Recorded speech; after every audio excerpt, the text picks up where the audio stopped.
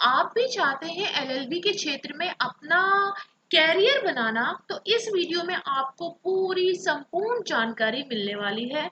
इस वीडियो में बने रहिए और लगातार देखते रहिए।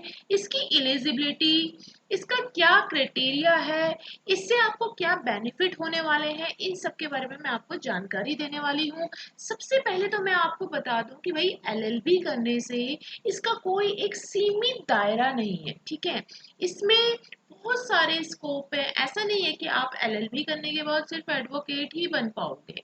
आप सरकारी वकील, गवर्नमेंट एडवोकेट भी बन सकते हो। इसके बाद आप जब आपकी एलएलबी की डिग्री आप हासिल कर दोगे और सारी फॉर्मेलिटीज कंप्लीट कर दोगे, उसके बाद आप एलएलएम भी कर सकते हो, जज भी बन सकते हो। और आप जो है कई सारे जो कॉरपोरेट कंपनीज होते हैं, लीगल एडवाइजर बन सकते हो। काफ़ी सारे स्कोप हैं। और आपको मैं इसकी एलिजिबिलिटी बताऊं तो आपको आप चाहो तो 12वीं के बाद 5 साल का कोर्स होता है, ठीक है। वो भी आप कर सकते हो, 5 साल का कोर्स, अगर आप आफ्टर 12th कर रहे हो तो। और अगर आप आफ्टर ग्रेजुएशन कर रहे हो, आपके पास ग्रेजुएशन की डिग्री है, तो इसमें टाइम ड्यूरेशन थोड़ा सा कम हो जाता है। यानी कि उसके बाद आपको 3 साल एलएलबी करना पड़ेगा। 3 साल का जो है आपको आपका एलएलबी का कोर्स होगा। अगर आप 12वीं के बाद कर रहे हो 5 साल का, अगर आप ग्रेजुएशन के बाद कर रहे हो तो 3 साल का। सिंपली आपको कितनी परसेंटेज रिक्वायर्ड है इसके लिए? ज़्यादा नहीं चाहिए, 50% है। 50% ट्वेल्थ में और 50% ग्रेजुएशन में, इतना तो आना ही चाहिए, तभी आप कैपेबल होंगे एलएलबी के एग्ज़ाम देने के लिए, ठीक है। और इसके अलावा बाकी सब आप जानते हो, रिकॉग्नाइज्ड यूनिवर्सिटी से ये सारे सर्टिफिकेट होने चाहिए। और आप जब एलएलबी अपनी कंप्लीट कर देते हो, 3 साल का कोर्स या 5 साल का, तो उसके बाद आपको कहाँ एनरोल करवाना पड़ता है? बार काउंसिल में। बार काउंसिल में आपको एनरोल करवाना पड़ेगा। और उसके बाद जो है आपको थोड़ी बहुत आपकी फीस लगेगी वहाँ पे, वो आपको जमा करानी है। आपके डॉक्यूमेंट्स लगेंगे, वो आपको जमा कराने हैं। और इसके बाद एक और एग्जाम आपको देना पड़ता है जिसका नाम है AIBE, ठीक है। ये एग्जाम आपको देना पड़ता है। और ये एग्ज़ाम जो है आपको, ये साल में 2 बार एग्ज़ाम लिया जाता है। 2 बार आपको ये एग्ज़ाम देने के बाद, इसमें ये ओपन बुक एग्ज़ाम होता है। और ओपन बुक एग्ज़ाम देने के बाद आप इसको क्लियर करने के बाद प्रैक्टिस शुरू अपनी कर सकते हैं। अच्छा, आपको इंटर्नशिप भी करनी पड़ेगी। आपको किसी सीनियर एडवोकेट के साथ, जब आपकी पढ़ाई लॉ की कंप्लीट हो जाएगी, तो किसी अच्छे एडवोकेट, सीनियर एडवोकेट के साथ आपको प्रैक्टिस करनी पड़ेगी। प्रैक्टिस इन द सेंस जो भाई अभी तक आपने किताबों में पढ़ा है, वो आपको मैन्युअली इधर उधर जाना, कैसे डॉक्यूमेंटेशन वर्क होता है, कैसे, मतलब वो सारा आपको प्रैक्टिकल में प्रैक्टिस के दौरान आपको पता चलेगा, ठीक है। तो सीनियर एडवोकेट के साथ जो है आप काम करेंगे। और जब आप परफेक्ट हो जाएंगे, देखिए प्रैक्टिस तो कभी खत्म नहीं होती, प्रैक्टिस तो आपकी चलती रहेगी लाइफ टाइम, जब तक आप इस प्रोफेशन में हो। यानी उसके बाद तो आप प्रोफेशन में ही हो, तो प्रैक्टिस कभी खत्म नहीं होती। क्योंकि एलएलबी का जो हमारे कानून है, हमारा भारत का कानून है, इसकी पढ़ाई भारत से भी बाहर अगर इसकी पढ़ाई की बात करें तो इसका सीमित दायरा नहीं है। इसका जो दायरा है वो बहुत बड़ा है। अगर आप इसमें घुसते चले जाओगे तो एक के बाद एक नई चीज़ें आपके सामने खुलती चली जाएंगी। और आपका ज्ञान जो है, वो नॉलेज जो है वो बढ़ता चला जाएगा।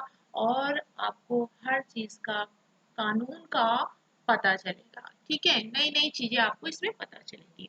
रही अर्निंग की बात, तो अर्निंग की इसमें कोई भी लिमिटेशन नहीं है। ये आपकी कैपेबिलिटी के ऊपर डिपेंड करता है कि आप कितने परफेक्ट हो, आप अपने केसेस को कैसे हैंडल करते हो, आप जो है कितना एक्यूरेसी के साथ, आपके अंदर कितना ज्ञान है, कितना नॉलेज है, उसके बेस पे आप कोई केस कैसे लड़ते हो, ठीक है। इसके ऊपर तो दूसरी वीडियो बनाऊंगी। लेकिन ये सब जो है, इसमें अगर अर्निंग की बात करें, कमाई की बात करें, तो उसकी कोई सीमा नहीं है, ठीक है। तो आप इसमें कई क्षेत्रों में, जरूरी नहीं है कि आप एडवोकेट बन के ही काम करें, आप कई सारे इसमें और भी फील्ड्स हैं उसमें आप काम कर सकते हैं। ठीक है, तो मैं आपको इसमें जो है मैंने आपको बताया, अगर आप अभी सोच रहे हैं एलएलबी करने की, तो अगर आप 12th के स्टूडेंट भी हो तो after 12th you can do LLB for 5 years and just you have to get 50 percentage, और उसके बाद आप जो है इसको शुरू कर सकते हो। और इसके अलावा मैं आपको बात जैसे दिल्ली यूनिवर्सिटी है, ठीक है, तो वहाँ पे जो फैकल्टी है एलएलबी, आपको अगर वहाँ से करना है या किसी नेशनलाइज यूनिवर्सिटी से करना है, बड़ी बड़ी यूनिवर्सिटीज जो है ये करवाती हैं, तो आपको एक एग्ज़ाम क्रैक करना पड़ेगा जिसका नाम है क्लैट, आप जानते होंगे।